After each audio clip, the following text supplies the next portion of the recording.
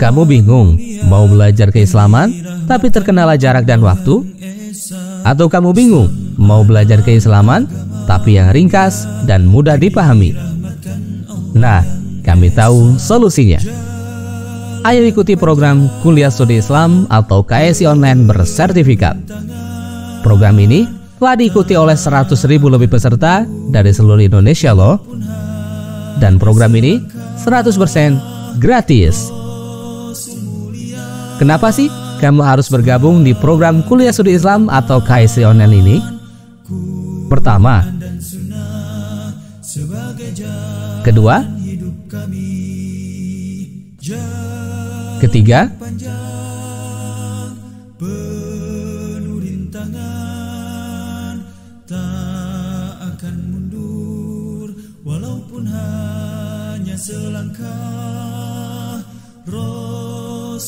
keempat, kelima, keenam,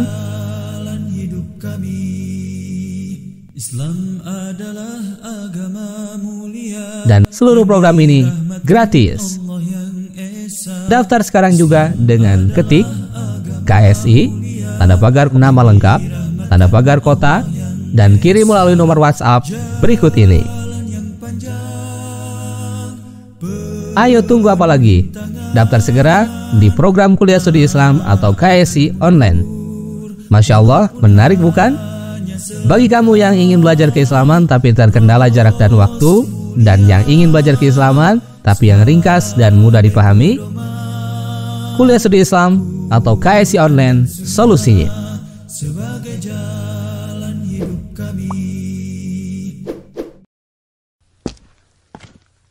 Mas. Mau daftar kuliah nggak, Mas? Enggak, Mas. Biayanya murah loh, Mas. Dan akreditasinya juga baik loh, Mas. Maaf, enggak dulu, Mas. Tapi ini kampus bersyariah loh, Mas. Dan lulusannya juga berkualitas. Di mana, Mas? Oh, di STAI Al-Hidayah. Tak akan mundur walaupun hanya selangkah. Rasul mulia sebagai pedoman, Quran dan Sunnah sebagai jalan hidup kami. Bismillahirrahmanirrahim. Assalamualaikum warahmatullahi wabarakatuh. Innal hamdalillah nahmaduhu wa nasta'inuhu wa nastaghfiruh wa na'udzu billahi min syururi anfusina wa sayyiati a'malina. May yahdihillahu fala mudhillalah wa may yudlil fala hadiyalah. Asyhadu an la ilaha illallah wahdahu la syarikalah wa asyhadu anna Muhammadan abduhu wa rasuluhu la nabiyya ba'dah. Ikhwa fillah rahimakumullah. Hari ini kita akan mengkaji tema yang menjadi lanjutan dari kajian terdahulu, yaitu tentang tauhidullah, mentauhidkan atau mengesahkan Allah. Di mana pada pertemuan sebelumnya telah dikaji dan dibahas tentang makna dari tauhid rububiyah. Tauhid rububiyah sebagai review bermakna mentauhidkan Allah Subhanahu wa taala dalam segala perbuatannya. Dialah satu-satunya yang menciptakan alam semesta. Dialah yang menghidupkan dan mematikan, memberi rizki, melimpahkan segala macam karunia-Nya kepada makhluknya, dan mengatur segala urusan makhluknya. Tidak ada Rabb yang memiliki kemampuan, kekuasaan sebagaimana yang Allah Subhanahu wa taala miliki tersebut. Tidak ada pencipta selain Allah Subhanahu wa taala. Tidak ada yang mampu memberi rizki pada seluruh makhluknya selain Allah Subhanahu wa taala, dan seterusnya. Konsekuensi dari tauhid rububiyah adalah macam yang kedua dari tauhid. Sebelumnya perlu kita pahami terlebih dahulu bahwa tauhid atau pengesaan ya kepada Allah Subhanahu wa taala ini dibagi menjadi 3 macam oleh para ulama. Apa gunanya? Yaitu untuk memahami seluruh kandungan ayat Al-Quran dan hadis Rasulullah SAW, dan dengan melakukan analisa atau istiqra dari kedua sumber itulah para ulama membagi macam tauhid menjadi 3. Yang pertama yang telah dibahas terlebih dahulu yaitu tauhid ar-rububiyah. Yang kedua yang hari ini kita akan bahas yaitu tauhid al-uluhiyah, dan yang ketiga tauhid asma was sifat. Hari ini kita akan membahas makna dari tauhid al-uluhiyah. Kata al-uluhiyah bermakna al-ibadah. Dalam arti mudahnya bahasa Indonesia adalah al-ibadah, yaitu hak-hak peribadahan hanya bagi Allah Subhanahu wa taala. Artinya tauhid al-uluhiyah adalah mentauhidkan Allah Subhanahu wa taala dengan memperuntukkan ya, mempersembahkan segala macam bentuk ibadah hamba kepada Allah Subhanahu wa taala semata. Inilah yang disebut dengan tauhid al-uluhiyah. Karena tauhid al-uluhiyah ini disebut juga tauhidul ibadah. Al-uluhiyah diambil dari kata al-ilah.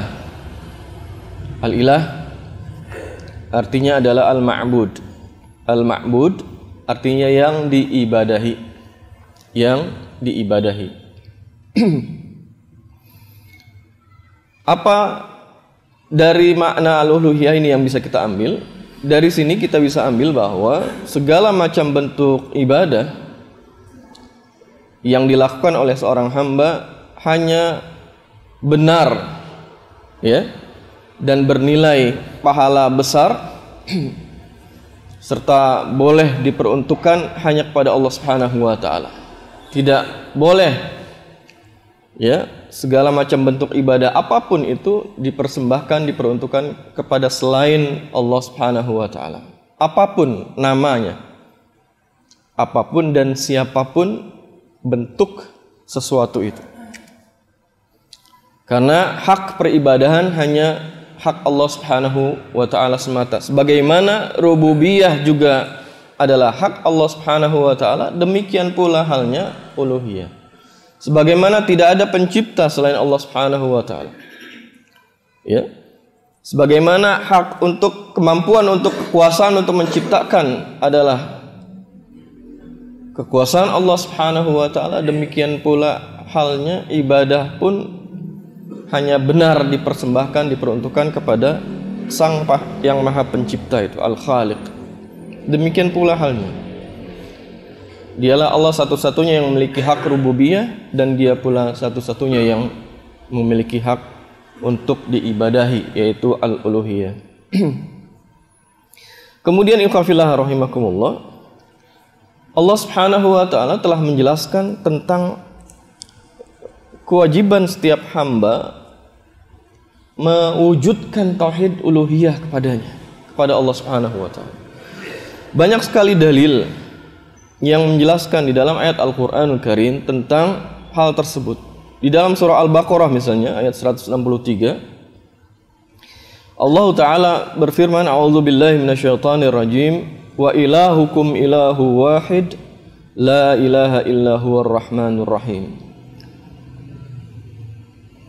Ilah kalian, atau tidaknya diterjemahkan dalam bahasa Indonesia, tapi begitulah diterjemahkan ke dalam bahasa Indonesia, Tuhan kalian. Karena ilah sebenarnya adalah lebih luas ya dari sesuatu yang kita pahami dalam bahasa Indonesia. Al-ilah adalah al-ma'luh, al-ma'bud. Ilah kalian, Rabb kalian adalah ilahu wahid. Allah yang wahid, yang Maha Esa.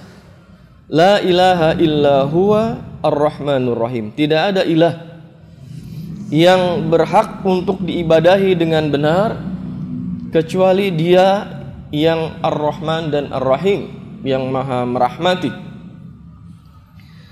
Di dalam ayat ini Allah Subhanahu wa taala menegaskan kepada kita satu-satu hak peribadahan, hak untuk diibadahi hanyalah miliknya semata. Tidak ada ilah selain Dia. Tidak ada satupun siapapun selainnya yang berhak untuk diibadahi oleh makhluknya. Ini penting ya untuk kita pahami dengan benar sebelum kita nanti mengkaji makna ibadah ya dalam segala artinya itu. Tentang hal ini Syekh Abdurrahman Ibn Nasir As-Sa'di rahimahullah menjelaskan bahwa Allah itu tunggal zatnya. Kemudian nama-nama, sifat-sifat dan perbuatannya tidak ada sekutu baginya, baik dalam zatnya, nama-nama maupun sifat-sifatnya. Karenanya di dalam banyak ayat kita pahami Allah menegaskan hal itu. Laisa kamitslihi syai' misalnya. Bahwa tidak ada sesuatu pun yang kamitsli, yang serupa dengannya.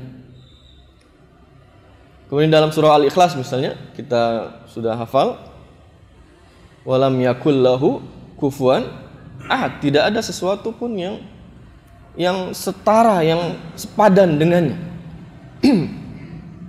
Tidak ada yang sama dengannya, tidak ada yang sebanding, tidak ada yang setara dan tidak ada sekutu bagi Allah Subhanahu wa taala.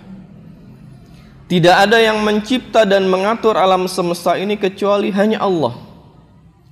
Jika demikian halnya, dan memang demikian halnya, tidak ada Rabb di alam semesta ini selain Allah, maka dialah satu-satunya yang berhak untuk diibadahi. Dialah yang telah menciptakan alam semesta. Ingat ya, alam semesta ini sangat-sangat luas dengan seluruh isinya. Dia pula yang mengatur seluruh urusan makhluknya yang telah Dia ciptakan, yang telah Allah ciptakan itu. Diatur dengan begitu tertib, teratur dan detail lagi sempurna. Ya. Kalau kita ingin memahami lebih dalamnya betapa sempurnanya ilmu Allah dalam mentadbir ya, dalam mengatur urusan seluruh makhluknya itu, perhatikan pada tubuh kita. Bagaimana Allah Subhanahu wa taala menciptakan tubuh manusia ini dengan anatomi yang sempurna, dengan sistem kerja biologis yang sangat sempurna dan detail. Begitu pula pada makhluk yang lainnya. Diatur oleh Allah Subhanahu wa taala. Rizkinya telah ditakar, ditentukan dan seterusnya. Jika demikian halnya, maka Dialah satu-satunya yang berhak untuk diibadahi. Dialah Al-Ilah. Dialah Al-Ma'bud. Satu-satunya la ilaha illahu. Tidak ada ilah selain Dia. Dan Allah tidak boleh disekutukan dengan sesuatu pun dari makhluknya. Ini penjelasan dari Syekh Sa'di terkait tafsir surat ini. Dialah yang berhak untuk diibadahi dan tidak ada satupun makhluk yang boleh menyandang serta disandingkan hak ibadah di sisi Allah Subhanahu wa taala. Tidak boleh makhluk mendapat suatu hak ibadah atau diibadahi, atau kita beribadah atau seorang hamba beribadah kepada Allah juga kepada selain Allah Subhanahu wa taala. Ini yang kita kenal dengan kesyirikan. Kemudian di dalam surah Ali Imran Allah juga menegaskan syahidallahu annahu la ilaha illahu wal malaikatu wa ulul ilmi qa'iman bil qist la ilaha illahu wal azizul hakim. Allah menyatakan bahwa tidak ada ilah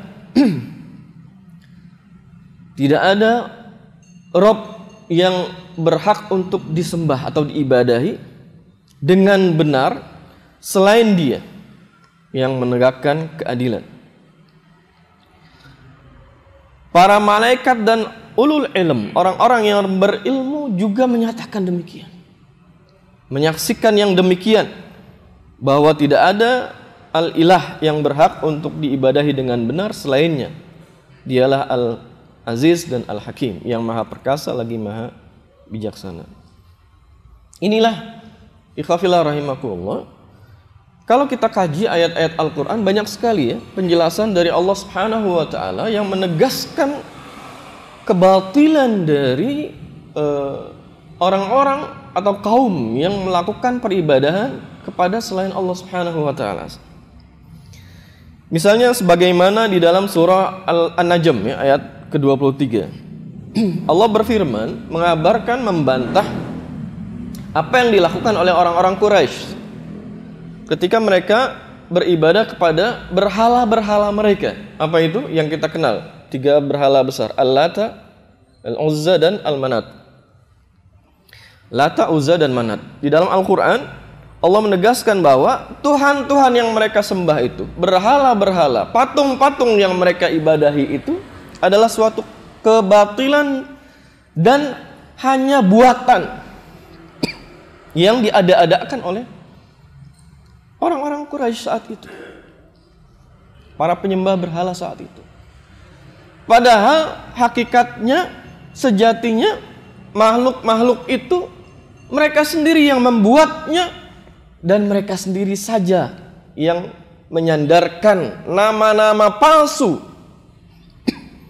seakan-akan mereka para patung buatan itu memiliki hak ibadah.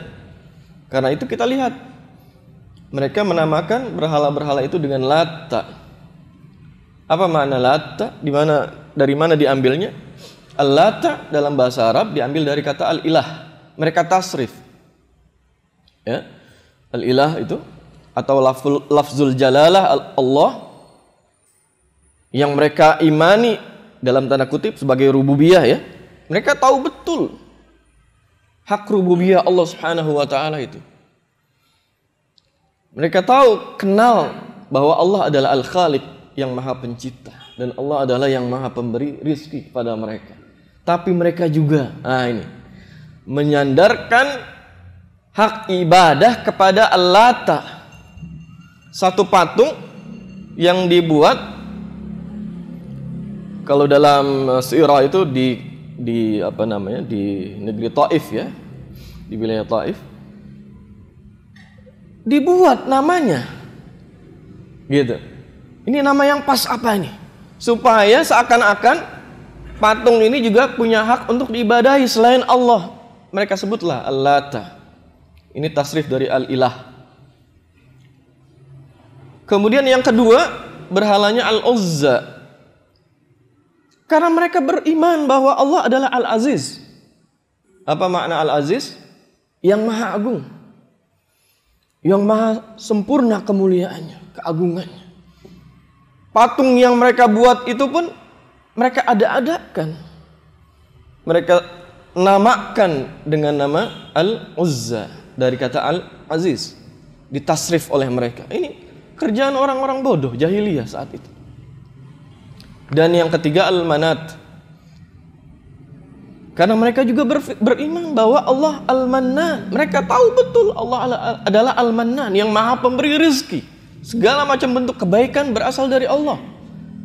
Nah, patung yang mereka buat ini pun punya hak untuk diibadahi.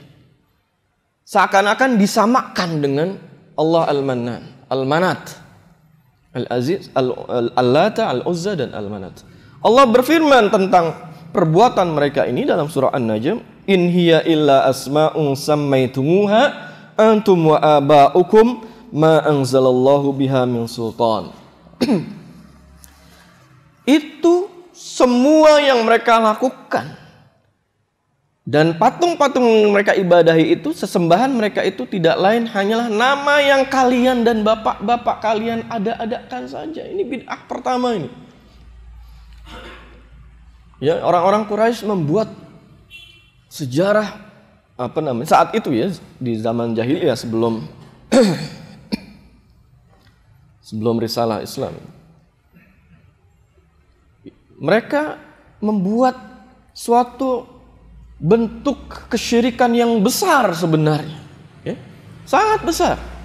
Mereka mengada-adakan bentuk-bentuk sesembahan selain Allah Subhanahu wa taala, di mana Allah tidak menurunkan satupun keterangan tentangnya untuk beribadah kepada benda-benda tersebut.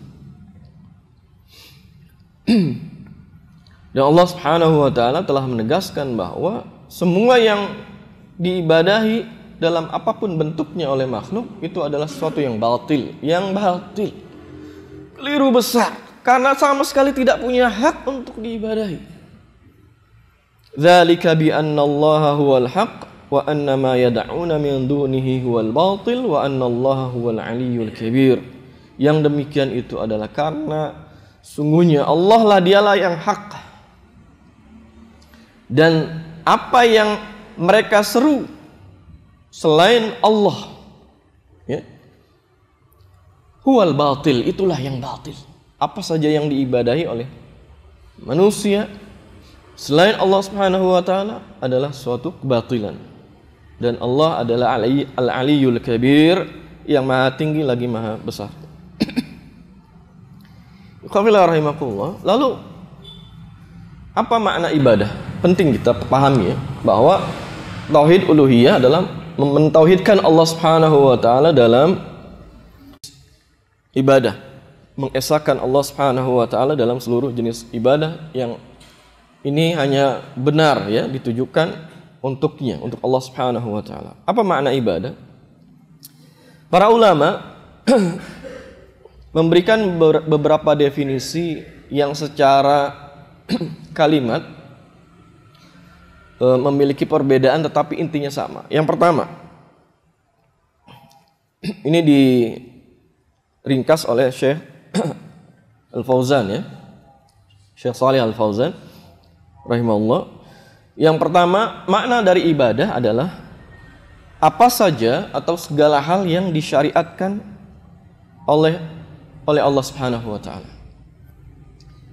Ya, kita bisa baca ayat Al-Quran dan hadis Rasulullah SAW. Manakala Allah dan Rasulullah SAW mensyariatkan sesuatu sebagai suatu ibadah, ada perintah dan ada pahala di balik suatu perintah itu, maka itulah adalah ibadah. Ini makna yang pertama. Dari definisi ini tidak termasuk di dalamnya sesuatu yang merupakan perbuatan adat manusiawi insaniyah namanya. Makan, minum, tidur. Walaupun hukum asal adat perbuatan kebiasaan insaniah semata itu bukan ibadah, tetapi manakala seorang muslim mengerjakannya dengan niat, ya, mendapatkan ridha Allah Subhanahu wa taala dan adab dilakukan dengan adab Islami, maka dia bernilai ibadah. Makanya para ulama menjelaskan, kalau kita mau melakukan aktivitas keseharian biasa, makan, minum, tidur, jangan lupa ikuti syariat Islam supaya adat kebiasaan kita itu bernilai ibadah. Itu maksudnya. Kalau mau tidur baca zikir, kalau mau makan baca zikir basmalah, setelah selesai baca hamdalah, dan seterusnya, supaya adat kebiasaan, adat itu al-adah artinya yang berulang, ya, terbiasa dilakukan. Supaya adat kebiasaan insaniah manusiawi itu bernilai ibadah, maka lakukan dengan adab Islam.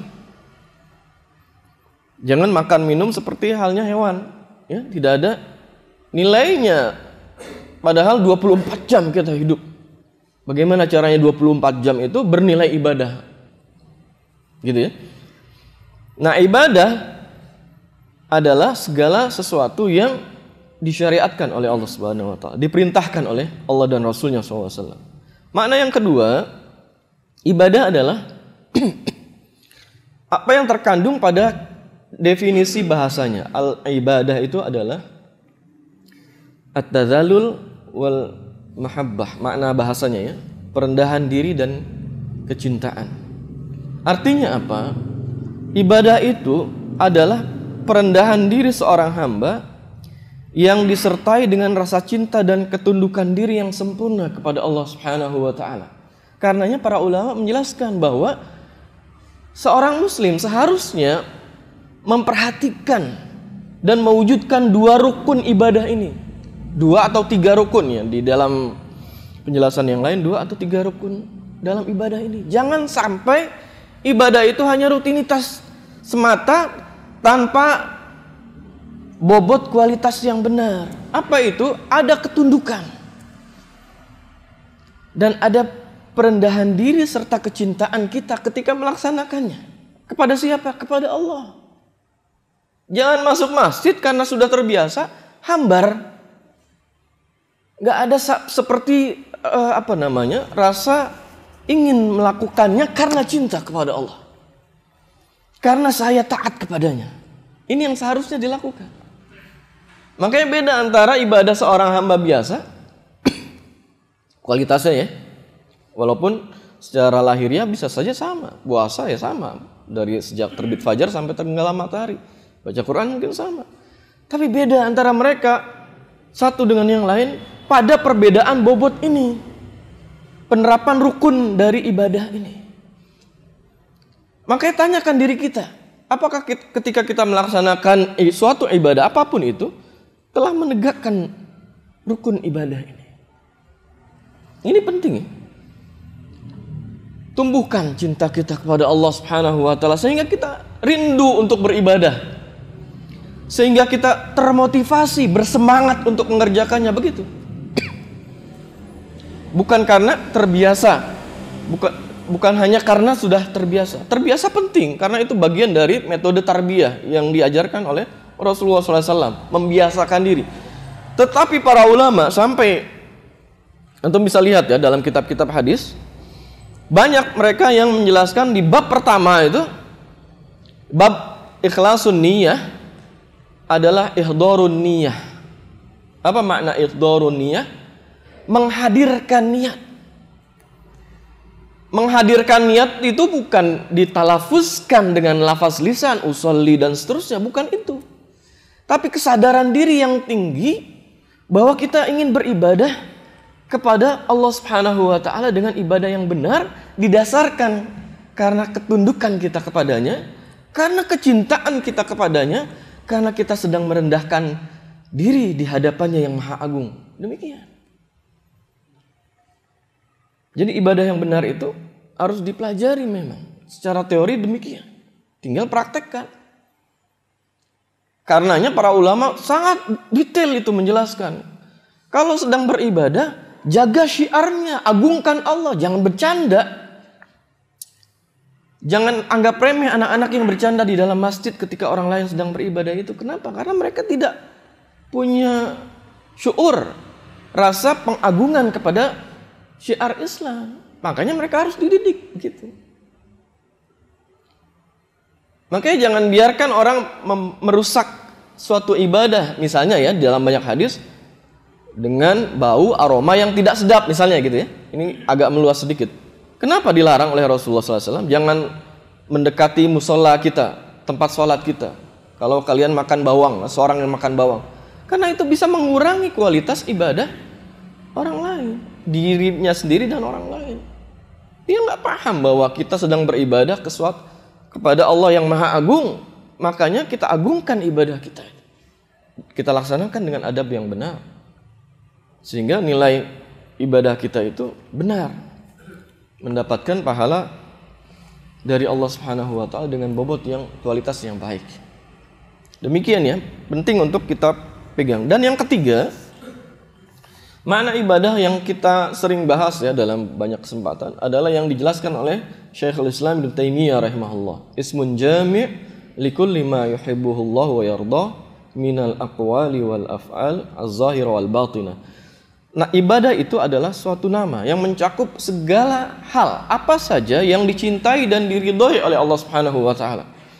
Baik berbentuk berupa perkataan maupun perbuatan. Yang terlihat dalam bahasa Indonesia itu lahiriah secara zahir maupun batin, berupa amal-amal hati. Memang ada ibadah amal hati banyak sekali. Yang ini banyak dilupakan atau tidak disadari oleh kaum muslimin. Apa beda amal zahiriyah dan batiniyah? Amal zahiriyah secara kasat mata bisa dilihat. Salat, geraknya bisa dilihat. Ada bacaan lisan bisa didengar. Bacaan qiraah Al-Quran itu lahiriah. Zikir seorang, saum itu paduan antara lahiriah dan zahiriah dan batiniah sebenarnya. Tetapi semua ibadah yang secara zahir bisa dilihat itu tidak bisa terlepas dari apa yang ada di hati pelaksananya. Berupa keikhlasan, berupa al-khauf, rasa takut pada Allah, berupa ar-raja, mengharap keridhaan dan pahala Allah Subhanahu wa taala. Kecintaan, al-mahabbah, ini amal-amal ibadah batiniyah dalam definisi yang dijelaskan oleh Syekhul Islam Ibnu Taimiyah. Makanya kolbu kita itu perlu diluruskan dari waktu ke waktu supaya karena jiwa kita ini beribadah terus, baik tampak maupun tidak. Niat harus diluruskan. Para ulama menjelaskan niat itu perkara yang tidak mudah. Mereka para salafus saleh sangat sibuk meluruskan niat dari sebelum melakukan, selama proses melakukan suatu amal soleh, dan setelahnya dijaga niat. Karena tidak mudahnya menjaga kelurusan niat, yaitu al-ikhlas. Apalagi cinta kita kepada Allah. Harusnya ketika semakin sering kita beribadah, semakin bertambah cinta kita kepada Allah. Kalau semakin cinta seorang hamba kepada Allah, semakin rindu ingin dekat dengannya, semakin ingin taat kepadanya, dan menjauhkan diri dari apa yang menjurus kepada kemurkaannya, kepada hal-hal yang dilarang oleh Allah Subhanahu wa taala. Demikian seterusnya. Ini amal-amal hati. Nah, segala macam bentuk ibadah ini dengan segala minimal 3 definisi yang dijelaskan para ulama itu hanya benar jika dipersembahkan, diperuntukkan kepada Allah Subhanahu wa taala. Inilah hakikat dari tauhid al-uluhiyah. Dan faidah terbesar kita mengkaji makna dari tauhid uluhiyah, yaitu mengesahkan Allah dalam segala macam bentuk ibadah kita kepada Allah Subhanahu wa taala semata. Tidak boleh ada kesyirikan apapun di dalam pelaksanaan ibadah itu, termasuk syirik asghar yang dijelaskan oleh para ulama dalam bentuk riya maupun sum'ah. Demikian ikhwah fillah rahimakumullah yang bisa kita kaji pada kesempatan hari ini tentang makna dan kandungan dari tauhid al-uluhiyah. Semoga Allah Subhanahu wa taala berikan ilmu dan manfaat pada kita sekalian. Wassallallahu ala nabiyyina Muhammad wa ala alihi wa sahbihi wasallam. Subhanakallahumma wa bihamdik asyhadu an la ilaha illa anta astaghfiruka wa atubu ilaik. Assalamualaikum warahmatullahi wabarakatuh. Tak akan mundur walaupun hanya selangkah. Rasul mulia sebagai pedoman, Quran dan Sunnah sebagai jalan hidup kami.